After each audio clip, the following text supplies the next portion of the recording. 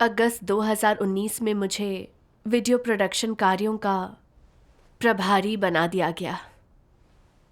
उस समय मेरे पास वीडियो बनाने का अनुभव टीम में सबसे कम था। मेरा प्रभारी चुना जाना परमेश्वर द्वारा मेरा उत्कर्ष करना था, इसलिए मैंने तय किया कि मैं इस काम को बेहतरीन ढंग से करूंगी। शुरू में मैंने देखा कि टीम में सीखने और महारत हासिल करने के लिए बहुत कुछ है और मेरे अंदर बहुत कमियां हैं। उस दौरान मैं अक्सर अपनी सहकर्मियों से सवाल करती और विनम्रता से उनके सुझाव मान लेती। लेकिन जल्दी ही मैंने काम सीख लिया और पेशेवर ज्ञान में महारत हासिल कर ली। वीडियो का संपादन करते समय मुझे समस्याओं का पता चल जाता। भाई बहनों को कोई तकनीकी दिक्कत होती तो मैं उसका भी समाधान कर देती। अगर सहकर्मी समस्या हल न कर पाते तो वे मुझसे सलाह मांगते। मैं अपनी समझ से उनकी समस्याओं का समाधान कर देती। बहनों को यकीन नहीं होता था कि मैंने इतनी जल्दी सब कुछ सीख लिया। मैं ये सब सुनती तो मुझे खुद पर बहुत गर्व होता। मैं सोचती मैं टीम में सबसे नई हूं, जबकि दूसरे मुझसे काफी पहले से ये काम कर रहे हैं। मैं नई होकर भी उनका मार्गदर्शन करती हूँ, यानी मेरे अंदर उनसे बेहतर क्षमता और इस काम के लिए हुनर है। जब कभी भाई बहनों की हालत खराब होती तो मैं उनसे संगति कर उनकी स्थितियां सुधारती। कभी कभी तो वो कहते, तुम्हारी संगति के बिना हम समझ ना पाते कि ये समस्या कैसे सुलझाएं। टीम में शामिल हुए मुझे महीना भर ही हुआ था, लेकिन मैंने पेशेवर पहलुओं में प्रगति कर अच्छे परिणाम दिए थे। जितना ज्यादा मैंने सोचा, मैंने खुद को उतना अद्वितीय पाया। धीरे धीरे मेरा रवैया बदलने लगा। मैं पहले जैसी विनम्र नहीं रही। अनजाने में ही मैं खुद को टीम की धुरी समझने लगी। खुद को दूसरों से अधिक योग्य और सक्षम मानने लगी। पहले जब भाई बहन मुझसे कोई तकनीकी सवाल पूछते तो मैं अपने सहकर्मियों से चर्चा और संवाद करती थी, लेकिन अब मैं उनसे सलाह किए बिना परामर्श देने लगी। जब हम काम पर चर्चा कर रहे थे तो बहनों ने कोई परस्पर विरोधी राय रखी। मैंने सबकी बातें खारिज कर दी और कहा कि वे सिर्फ मेरे तरीके से ही काम करें। मैंने उनसे सलाह किए बिना सबको अपनी मर्जी से काम भी सौंप दिए। मैंने सोचा, मेरे पास अगुवा होने का अनुभव है, मैं कार्यों की व्यवस्था कर सकती हूँ। कभी कभी मेरे कार्य व्यवस्था करने के बाद ही बहनों को पता चलता। एक बार एक बहन ने मुझसे निपटते हुए कहा कि मैं बहुत अहंकारी हूँ। मैं उनसे किसी काम पर चर्चा किए बिना मनचाहा व्यवहार करती हूँ और इस तरह काम करने से गलतियां हो जाया करती हैं। हाँ। मैंने सहमत होने का दिखावा किया, पर मन में सोचा, अगर मैं तुमसे चर्चा नहीं करती तो इसमें कुछ गलत नहीं है। मेरे विचार तुमसे बेहतर हैं। अगर मैं चर्चा कर भी लूं तो भी काम तो तुम मेरे तरीके से ही करोगी। इस प्रक्रिया में समय क्यों बर्बाद किया जाए। और इस तरह मैंने बहन की सलाह और मदद से इनकार कर मनमर्जी से काम करना जारी रखा। ऐसे ही समय बीतता रहा और चूंकि मैं लगातार सहकर्मियों के सुझाव ठुकरा रही थी, इसलिए मैं कार्य व्यवस्थाएं अपने तरीके से ही करती रही। जब दूसरे कार्य पर चर्चा की तो किसी ने अपनी राय व्यक्त नहीं की। यहां तक कि उन्हें लगने लगा कि वो काम नहीं कर सकते और नकारात्मक हो गए। उन्होंने जाहिर किया कि वे मेरे साथ काम नहीं करना चाहते। वे सभाओं से लौटकर कहते, काश मुझे उस टीम में वापस ना जाना पड़े, वहां होना बहुत थकाऊ है। बहनों की ऐसी बातें सुनकर तुम्हें कैसा लगता था? उस समय मैं ज्यादा नहीं सोचती थी। मैं मजाक में कह देती, तुम दोनों बहुत कमजोर हो, बहुत नाजुक हो।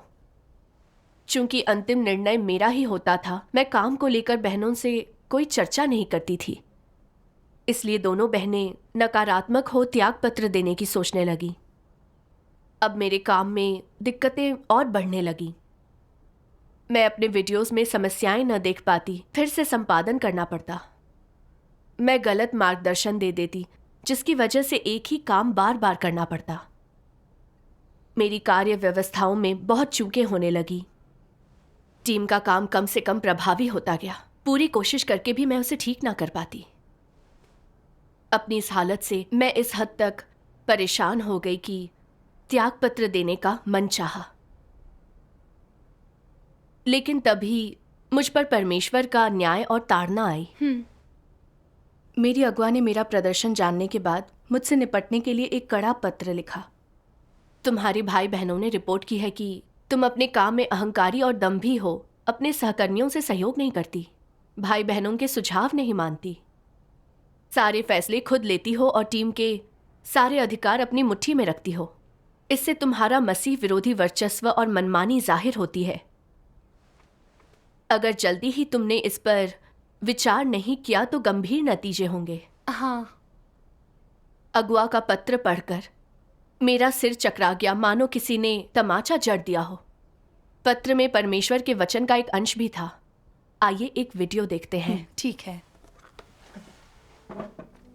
सर्वशक्तिमान परमेश्वर कहते हैं, इस बात का पहला प्रकटीकरण कि कैसे मसीह विरोधी मांग करते हैं कि लोग सत्य और परमेश्वर के बजाय केवल उनकी आज्ञा का पालन करें, ये है कि वे किसी और के साथ काम करने में असमर्थ होते हैं। वे अपने आप में एक कानून होते हैं।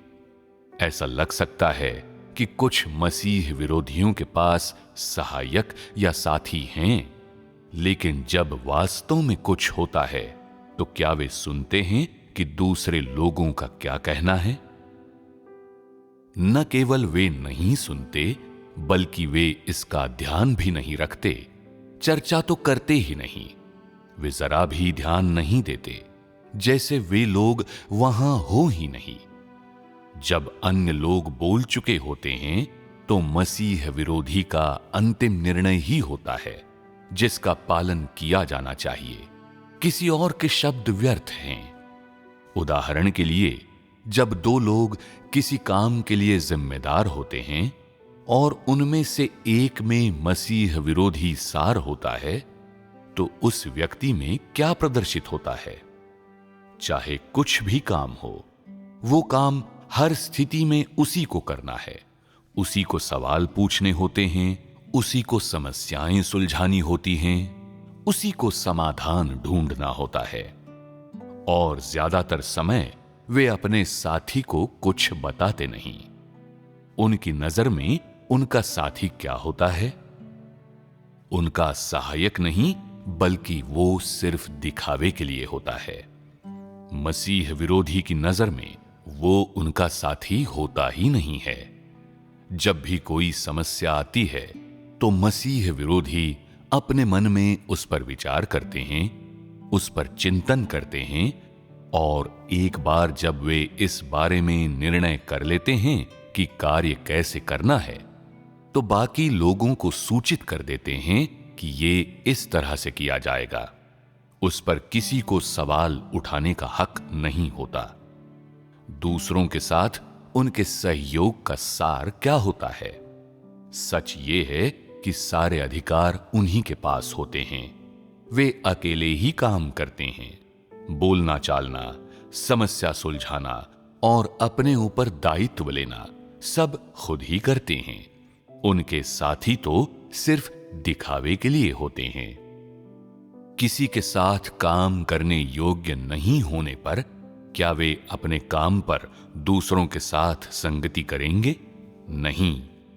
कई मामलों में बाकी लोगों को तभी पता चलता है जब वे उस काम को पूरा कर चुके होते हैं या उसे सुलझा चुके होते हैं। दूसरे लोग उनसे कहते हैं, आपको हर समस्या पर हमारे साथ चर्चा करनी चाहिए। आप उस व्यक्ति से कब निपटे? आपने उसे कैसे संभाला? इस बारे में हमें कैसे पता नहीं चला? वे न तो इन बातों का कोई स्पष्टीकरण देते हैं और न ही उस पर कोई ध्यान देते हैं। उनके लिए उनके साथी का कोई फायदा नहीं है।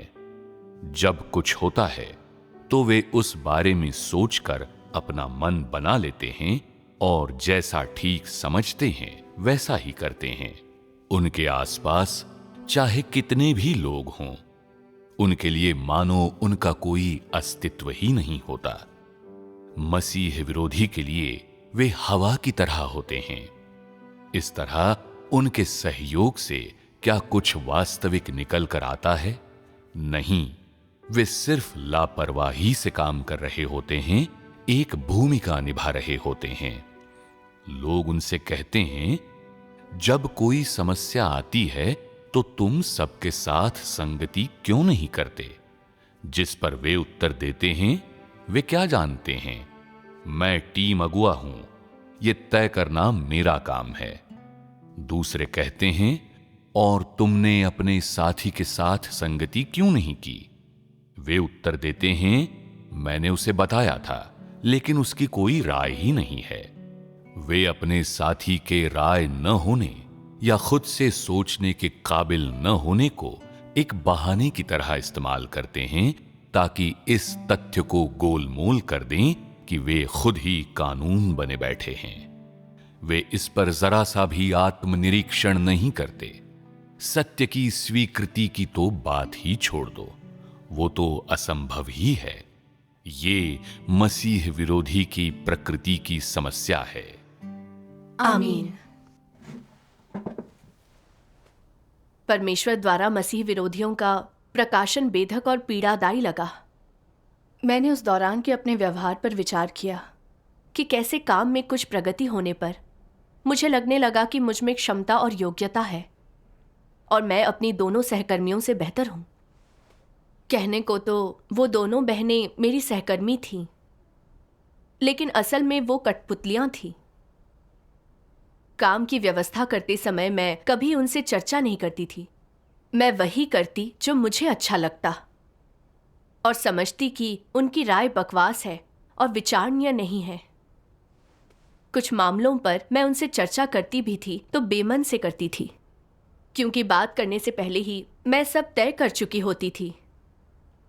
मेरी सहकर्मी जब भी मेरी राय से अलग कोई सुझाव देती तो उस पर विचार किए बिना ही मैं उसे नकार देती और वही करती जो मैं चाहा करती थी। कलीसिया की व्यवस्था थी कि हम मिलकर काम करें, लेकिन मैं तानाशाह जैसे काम करती, हर चीज में अपनी चलाती थी, बहनों को एकदम बाहर कर दिया था और सारे अधिकार अपने हाथ में ले लिए थे। क्या यह बड़े लाल अजगर की तानाशाही जैसा ही नहीं था? हाँ। मैंने सोचा कि किस तरह मैंने बहनों को बेबस कर दिया था, जिससे वे नकारात्मक हो त्यागपत्र देने की सोचने लगी और टीम का पूरा काम गलतियों से भर गया था। मैं अपना काम नहीं कर रही थी, बल्कि परमेश्वर के घर के काम में बाधा डाल रही थी। इस बात का एहसास होने पर मैं भयभीत हो गई।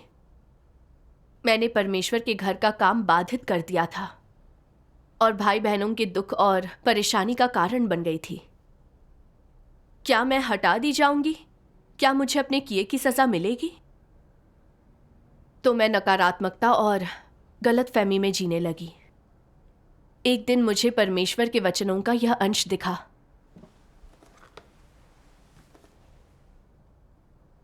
चूंकि मनुष्य का स्वभाव भ्रष्ट है, उसके कर्म और जो वह प्रकट करता है परमेश्वर के प्रति शत्रुतापूर्ण है, अतः वह परमेश्वर के प्रेम योग्य नहीं। हालांकि परमेश्वर मनुष्य के लिए परवाह और चिंता करता है, वह मनुष्य का परीक्षण और शोधन हेतु परिवेश की व्यवस्था करता है जिससे वह बदल सके। इस माध्यम से वह मनुष्य को सत्य से सुसज्जित होने और सत्य को प्राप्त करने देता है। परमेश्वर मनुष्य को प्रेम करता है और उसका प्रेम इतना वास्तविक है। परमेश्वर वफादार है, तुम इसे महसूस करोगे। अगर परमेश्वर ने ये काम न किए होते तो कोई भी नहीं कह सकता कि मनुष्य कितना नीचे गिर गया होता। मनुष्य अपनी हैसियत, प्रसिद्धि और लाभ का प्रबंधन करता रहता है। अंत में ये सब करने के बाद वह दूसरों को जीतकर अपने पक्ष में कर लेता है और उन्हें अपने सामने लाता है। क्या यह परमेश्वर के विरोध में नहीं है?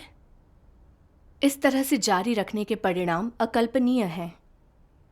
परमेश्वर समय पर इस सब पर रोक लगाकर उत्कृष्ट कार्य करता है। परमेश्वर के कार्य से मनुष्य उजागर होता है, वह उसका न्याय करता है, लेकिन यह कार्य उसे बचाता भी है। यह वास्तविक प्रेम है। आमीन। यह अंश पढ़कर मेरे दिल में गर्माहट महसूस हुई, मानो परमेश्वर मेरी बगल में खड़ा होकर मुझे हौसला दे रहा हो। मैं समझ गई कि मेरी काट छांट और निपटारे का अनुभव मुझे उजागर और मेरा न्याय तो कर रहा है, पर यह परमेश्वर का प्रेम है। मेरी दुष्टता को रोकने के लिए उसने मेरा न्याय और खुलासा किया था। इसने मुझे मेरे भ्रष्ट स्वभाव और गलत मार्ग से भी अवगत कराया। अगर मैं इसी तरह चलती रहती तो इसके नतीजे भयानक होते। सही है। मैंने बाइबल में नीनवे के लोगों के लिए योना की घोषणा के बारे में सोचा। अब से 40 दिन के बीतने पर निनवे उलट दिया जाएगा। परमेश्वर ने योना को उन्हें नष्ट करने की अपनी मंशा बताने के लिए नहीं, बल्कि उन्हें चेताने और पश्चाताप का मौका देने के लिए भेजा था। परमेश्वर का स्वभाव धार्मिक और प्रतापी है, लेकिन प्रेम पूर्ण और दयालु भी। यह परमेश्वर का धार्मिक स्वभाव है। हाँ, मैं यह साफ तौर पर समझ गई कि परमेश्वर ने मुझे चेताने के लिए मेरा न्याय कर मुझे उजागर किया, चीज़ों आदि का आयोजन भी किया। परमेश्वर का इरादा मुझे दंडित करना नहीं था, उसने मुझसे पश्चाताप करवाने के लिए इसका इस्तेमाल किया। सही है। इन बातों का एहसास होने पर मेरा दिल रोशन हो गया। मैं उतनी दुखी नहीं रही। अगर मैं पश्चाताप ना करती तो खतरे में पड़ जाती। बिल्कुल। मैंने परमेश्वर से बार बार प्रार्थना की कि वह आत्मज्ञान प्राप्त करने में मेरा मार्गदर्शन करे। आमीन। तो उसके बाद तुम्हें प्रवेश कैसे मिला? एक दिन भक्ति के दौरान मैंने परमेश्वर के वचनों का यह अंश देखा। अहंकार मनुष्य के भ्रष्ट स्वभाव की जड़ है। लोग जितना अहंकारी होंगे उतना ही परमेश्वर का प्रतिरोध करेंगे। यह समस्या कितनी ज्यादा गंभीर है। अहंकारी लोग सभी को नीची दृष्टि से देखते हैं, यहाँ तक कि वे परमेश्वर को भी खुद से नीचे मानते हैं। भले ही लोग परमेश्वर में विश्वास करते और उसका अनुसरण करते दिखाई दें, लेकिन वे उसे परमेश्वर नहीं मानते। उन्हें लगता है कि उनके पास सत्य है और वे खुद को महान मानते हैं। यही अहंकारी स्वभाव का सार और जड़ है, और इसका स्रोत शैतान में है। इसलिए अहंकार की समस्या का समाधान अनिवार्य है। दूसरों को नीचा समझना तुच्छता है। महत्वपूर्ण बात यह है कि एक व्यक्ति का अहंकारी स्वभाव उसको परमेश्वर की व्यवस्था का पालन करने से रोकता है। ऐसे लोग दूसरों पर राज करने के लिए परमेश्वर के साथ संघर्ष करते हैं। इस तरह का व्यक्ति परमेश्वर में श्रद्धा नहीं रखता। परमेश्वर से प्रेम करना या उसके प्रति समर्पण करना तो दूर की बात है। अहंकारी और दंभी लोग, खास तौर से घमंड में चूर लोग, परमेश्वर पर विश्वास करके भी आज्ञा नहीं मानते, अपनी बड़ाई करते हैं। ऐसे लोग परमेश्वर का सबसे अधिक विरोध करते हैं। यदि लोग परमेश्वर का आदर करना चाहते हैं तो उन्हें अपना अहंकारी स्वभाव खत्म करना होगा। जितना तुम अपने अहंकारी स्वभाव का समाधान करोगे, उतना अधिक आदर परमेश्वर के लिए होगा। केवल तभी तुम उसके प्रति समर्पित हो सकते हो, उसे जान और सत्य को प्राप्त कर सकते हो। आमीन। आमीन। परमेश्वर के वचन पढ़कर मैं समझ गई कि अपनी अहंकारी प्रकृति के कारण मैंने मनमाने ढंग से काम किया और दूसरों के साथ कोई सहयोग नहीं किया। मैंने देखा कि चूंकि मैं प्रभारी चुन ली गई थी, मैंने पेशेवर ज्ञान हासिल कर लिया था, अपने काम में कुछ परिणाम दे दिए थे और कुछ समस्याएं सुलझा ली थीं, तो संतुलन खोकर खुद को बहुत ऊंचा समझने लगी थी। मुझे लगा कि मैं बहुत प्रतिभाशाली हूं और अद्वितीय हूं, मानो किसी के पास इतनी क्षमता या काबिलियत ना हो। मैं दूसरों पर हावी हो गई थी। मैं जैसा चाहती वैसा करती, दूसरों से चर्चा ना करती, ना कुछ बताती। मैं अपनी सहकर्मियों के सुझाव तक नहीं सुनती थी। वो चाहे कुछ भी कहती, मैं अपनी राय को सर्वश्रेष्ठ मानती थी। मैं मन में उनसे घृणा करती थी और उन्हें सिर्फ कठपुतली समझती थी। मेरे साथी मुझे बार बार याद दिलाते कि मैं उनसे चीज़ों पर चर्चा करूं। ये परमेश्वर की व्यवस्थाएं थीं। मैं हमेशा गलतियां करती और अटक जाती। परमेश्वर मुझे अनुशासित कर रहा था। हाँ, लेकिन जब यह सब मेरे साथ हुआ तो मैंने चिंतन नहीं किया। क्या मुझ में परमेश्वर की आज्ञाकारिता या भय था? मुझे महादूत का अहंकार याद आ गया। उसमें परमेश्वर का कोई भय नहीं था। महादूत ने परमेश्वर के बनाए इंसान पर काबू चाहा। वह परमेश्वर के समकक्ष होना चाहता था। अहंकार और दंभ विशिष्ट शैतानी स्वभाव हैं। बिल्कुल। ऐसी शैतानी प्रकृति के होते हुए मैं परमेश्वर का भय या आज्ञा कैसे मानती? मैं सत्य का अभ्यास कैसे करती? सामान्य मानवता कैसे जीती? तब मुझे एहसास हुआ कि अपने अहंकारी स्वभाव से छुटकारा पाना ही स्वभाव में बदलाव लाने की कुंजी है। उन बहनों को सहयोग न कर पाने का कारण भी यही था। हाँ, मैंने भी यही अनुभव किया है। अगर हम में हुनर या काबिलियत हो तो हम आसानी से अहंकारी हो सकते हैं, लोगों को नीची नजर से देखते हैं और सब खुद तय करते हैं। यदि मन में परमेश्वर का भय और आत्मज्ञान न हो तो हम आसानी से परमेश्वर के स्वभाव को ठेस पहुंचा सकते हैं। हाँ, मुझे वचनों का एक और अंश याद आया। इसे मैं पढ़ती हूँ। ठीक है।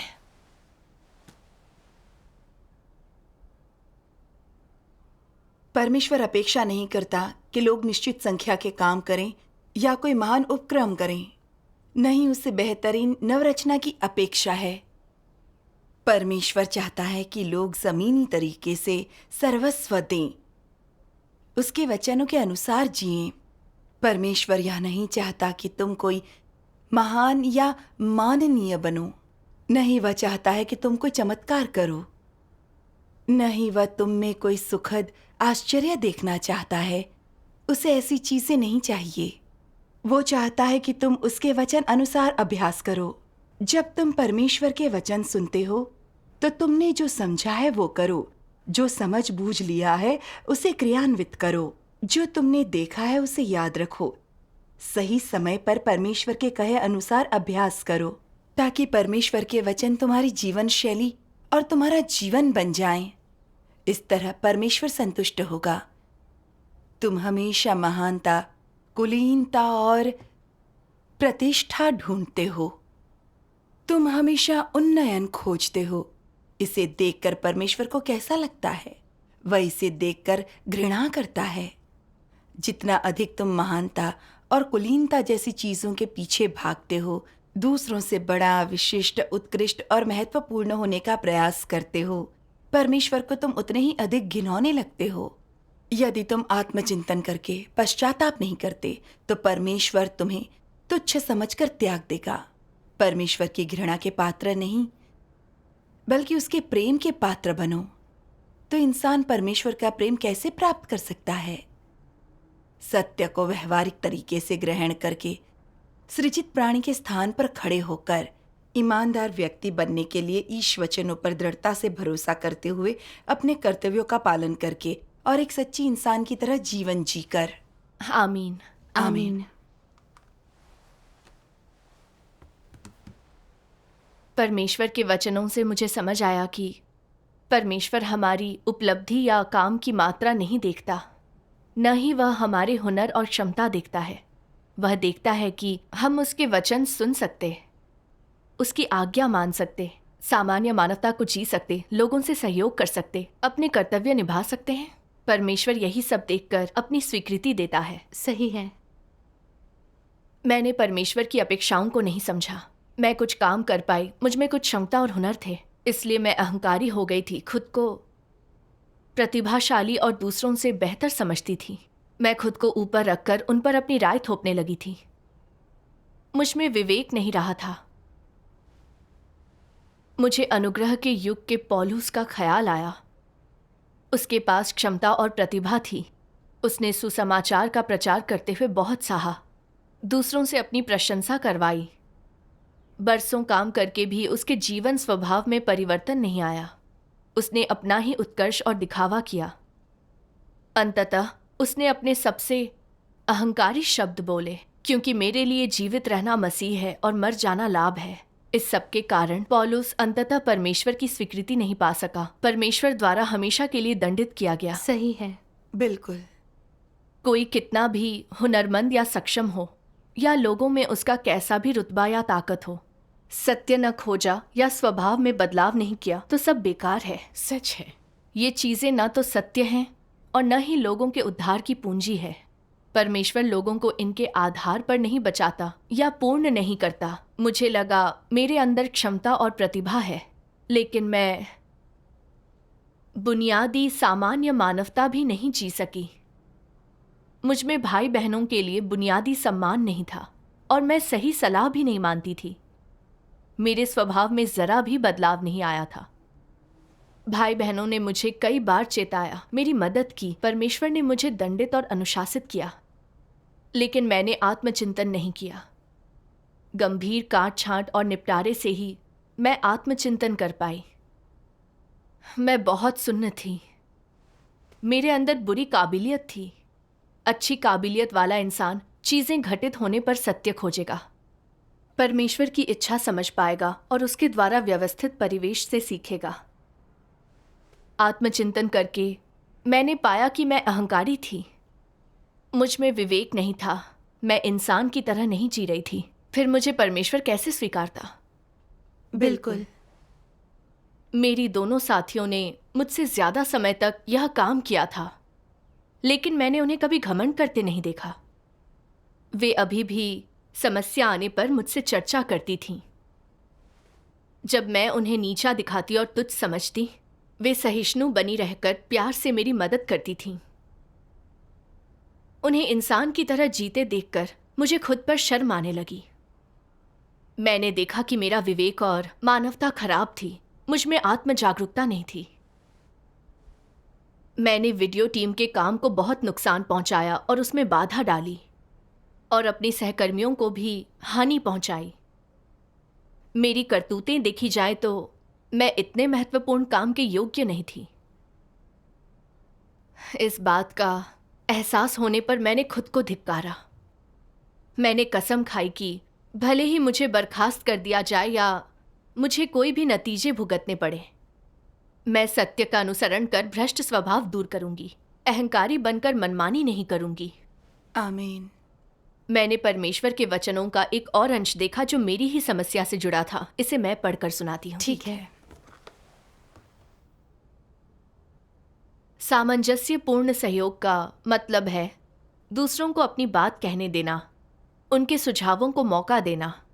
इसका अर्थ है दूसरों की मदद और सलाह को स्वीकारना सीखना। कभी कभी लोग कुछ नहीं कहते तो तुम्हें उन्हें अपनी राय देने के लिए प्रेरित करना चाहिए। किसी भी समस्या में सत्य सिद्धांतों की तलाश कर एक आम राय बनानी चाहिए। सामंजस्यपूर्ण सहयोग का वातावरण ऐसे ही बनता है। एक अगुवा के तौर पर तुम अपने आप को दूसरों से ऊपर समझोगे और अपने कर्तव्य में तुम एक सरकारी अधिकारी की तरह पेश आओगे। पद की लालसा करोगे, अपनी योजनाएं बनाओगे, अपने काम करते रहोगे, सफलता और तरक्की के लिए प्रयास करोगे। तो यह परेशानी की बात है। सरकारी अधिकारी की तरह व्यवहार करना खतरनाक है। अगर तुम हमेशा ऐसे ही कार्य करते हो और तुम किसी के साथ काम करना या अपनी सत्ता कम या साझा करना नहीं चाहते, तुम्हारी चमक चोरी हो जाती है। तुम्हारे सिर से प्रभा मंडल छिन जाता है। अगर तुम खुद ही सत्ता का आनंद लेना चाहते हो तो तुम मसीह विरोधी हो। लेकिन अगर तुम सत्य की तलाश कर आत्म प्रेरणाओं से, दैहिक सुखों से विमुख होते हो, अगर तुम दूसरों के साथ सहयोग करने की पहल कर सकते हो, अक्सर अपना दिल खोलकर दूसरों से परामर्श करते हो और उनकी सलाह लेते हो, अगर दूसरों के सुझाव अपना सकते हो और उनके विचार और शब्द ध्यान से सुन सकते हो, तो तुम सही रास्ते और सही दिशा में हो। अपने को दूसरों से बेहतर समझना बंद करो और अपना खिताब एक तरफ रख दो। इन चीज़ों पर ध्यान मत दो, इन्हें ज़रा भी महत्वपूर्ण मत समझो और इन्हें हैसियत के निशान के रूप में, प्रतिष्ठा के रूप में मत देखो। अपने दिल में विश्वास करो कि तुम और अन्य समान हैं। अपने आप को दूसरों के साथ बराबरी पर रखना सीखो। दूसरों से उनकी राय मांगने के लिए झुकने में भी सक्षम हो जाओ। दूसरों की बातें गंभीरता से, सावधानी से और ध्यानपूर्वक सुनने में सक्षम हो जाओ। ऐसे तुम अपने और दूसरों के बीच शांतिपूर्ण सहयोग उत्पन्न करोगे। तो शांतिपूर्ण सहयोग का क्या प्रभाव होगा? इसका प्रभाव विशाल होता है। इससे तुम ऐसी चीजें पालोगे जो तुम्हारे पास कभी नहीं थीं। तुम नई चीजें, उच्च क्षेत्र की चीजें पालोगे। तुम दूसरों के गुण जान लोगे और उनकी क्षमताओं से सीख लोगे। और एक बात और भी है, तुम्हारी धारणाओं में मौजूद पहलू जहां तुम दूसरों को मंदबुद्धि, मूर्ख, मूढ़, अपने से कमतर समझते हो, जब तुम दूसरों के सुझाव सुनते हो या जब दूसरे तुमसे बात करने के लिए अपना दिल खोलते हैं, तो तुम अनजाने महसूस करने लगते हो कि कोई भी सरल नहीं है। चाहे वह कोई भी हो, सबके पास पेचीदे विचार होते हैं। इस तरह तुम हरफन मौला बनना छोड़ दोगे। तुम अपने आप को दूसरों से ज्यादा चतुर और बेहतर समझना छोड़ दोगे। यह तुम्हें हमेशा एक आत्ममुग्धता, आत्म प्रशंसा की स्थिति में रहने से रोकता है। यह तुम्हारी रक्षा करता है ना? दूसरों के साथ काम करने के ये नतीजे और फायदे होते हैं। आमीन। परमेश्वर के वचनों से मैं समझ गई कि कोई भी पूर्ण नहीं है, कोई भी समस्याओं को स्पष्ट नहीं देख सकता। हमारे कार्यों में गलतियां और भटकाव अपरिहार्य है, लेकिन अगर हम दूसरों से सहयोग करें और एक दूसरे की खूबियों से सीखें, तो हम समस्याओं से बच सकते हैं। तभी हमारे कार्य सुधर सकते हैं। सही है। सही है। अपने सहकर्मियों के साथ ज्यादा सहयोग करके हम दूसरों की काबिलियत जान सकते हैं, सबके साथ न्यायपूर्ण व्यवहार कर सकते हैं, दूसरों को नीची नज़र से नहीं देखते। यह हमें अहंकार की स्थिति में जीने, तानाशाह की तरह काम करने, मनमानी करने या मसीह विरोधी के मार्ग पर चलने से भी रोकता है। हाँ। लेकिन मैं अपने काम में अहंकारी हो गई और उन्हें अपने से हीन समझने लगी। मैं हमेशा अपनी ही बात मनवाना चाहती थी। मैंने भाई बहनों के साथ सहयोग नहीं किया। आखिरकार मैंने खुद को ही नुकसान नहीं पहुंचाया, उन्हें भी कष्ट दिया। परमेश्वर के घर के काम में देरी की। तभी जाकर मैंने भाई बहनों के साथ सहयोग करने का महत्व जाना। बिल्कुल। सहकर्मियों के साथ सहयोग करना बहुत महत्वपूर्ण है। जब हर कोई एक दूसरे की ताकत से सीखता है, तो यह न सिर्फ काम को बेहतर बनाता है, बल्कि मसीह विरोधी के मार्ग पर चलने से भी रोकता है। हाँ। तो फिर तुमने कैसे अभ्यास किया? बाद में मुझे अपनी सहकर्मियों से खुलकर बात करने का अवसर मिला। मैंने उन्हें बताया कि मैं कितनी अहंकारी थी और मैंने उन्हें कितना नुकसान पहुंचाया। आत्मचिंतन कर कैसे मैंने समस्याओं को पहचाना, उनसे माफ़ी भी मांगी, उनसे निगरानी रखने को कहा। अगर वो देखें कि मैं अहंकारी या दंभी हो रही हूँ या उनके सुझाव नहीं मान रही, तो वो इस ओर इशारा करें, मेरी काट छांट करें, या मैं इसे स्वीकार न करूं तो मेरी रिपोर्ट कर दें। मुझ जैसी अहंकारी को ऐसे ही खास इलाज की ज़रूरत थी। ऐसे अभ्यास करने से मुझे दृढ़ता का एहसास हुआ, जैसे किसी कैंसर रोगी को आखिरकार इलाज मिल गया हो। परमेश्वर का धन्यवाद। हर दिन अपनी समस्याओं पर परमेश्वर से प्रार्थना करती, उससे सुरक्षा और अनुशासन की विनती करती, ताकि फिर कभी इस तरह के अनुचित काम ना करूं। अनजाने में ही मैं धर्मनिष्ठ होती चली गई। किसी भी काम से पहले मैं अपने सहयोगियों से चर्चा और संवाद करती, और अगर उनकी राय अलग होती तो उन्हें आंख मूंद कर नकारने के बजाय खोज और चिंतन करके यह देखती कि क्या उनके विचार सिद्धांत के अनुरूप और लाभदायक हैं। इससे मेरी अपनी ही बात मनवाने की आदत पर भी लगाम लगी। सही है। मुझे याद है, एक बार हम कार्मिकों के तबादलों पर चर्चा कर रहे थे। मैंने एक बहन को दूसरे समूह में भेजने का सुझाव दिया, लेकिन मेरी सहयोगियों ने स्थानांतरण की सलाह नहीं दी। उन्होंने कहा हमें नए लोगों को प्रशिक्षित करना है। जब मैंने अपने सहयोगियों की अलग राय सुनी, तो मैंने कहना चाहा कि मेरा विचार सही है। मुझे एहसास हुआ कि मैं फिर अहंकारी स्वभाव दिखाने जा रही हूँ। मैंने मन ही मन परमेश्वर से प्रार्थना की कि वह मुझे खुद को त्यागने में मेरी मदद करें उस समय अचानक मुझे परमेश्वर के ये वचन याद आए, मतभेद को हल्के में मत लो, अपने काम से जुड़ी बात को बड़ी गंभीरता से लो। उन्हें बस नज़रअंदाज करते हुए यह न कहो इसके बारे में तुम जानते हो या मैं इसे लंबे समय से कर रहा हूं, मैं तुमसे ज्यादा कैसे नहीं जान सकता। तुम क्या जानते हो? कुछ नहीं। यह एक बुरा स्वभाव है। आमीन। हाँ, मेरे सहयोगियों ने आपत्ति जताई थी। मुझे उस पर सोचना था, न कि अपने विचार पर अड़े रहना था। अगर इस मामले पर मेरे विचार सही नहीं हुए तो उनके सुझाव में क्या अच्छा है? परमेश्वर के घर के कार्य को उससे क्या लाभ होगा? जब मैंने इस तरह सोचा तो मुझे उनका सुझाव ज्यादा लाभकारी लगा। नई प्रतिभाओं को विकसित करने से कर्मियों की कमी खत्म हो जाती है। उनके मुकाबले मेरा नजरिया थोड़ा एक तरफा था। अंत में हमने उनके सुझाव पर अमल किया। मुझे शांति महसूस हुई। मुझे लगा कि आखिरकार मैं सही इंसान बन ही गई।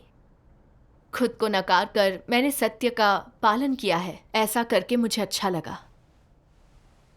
सहकर्मियों के साथ सहयोग करने के बाद मैंने पाया कि समस्याओं पर उनके विचार मुझसे ज्यादा व्यापक होते हैं। मेरे कई सुझाव सच में अनुचित थे, लेकिन उनकी सलाह से मेरी कमियां दूर हो गईं।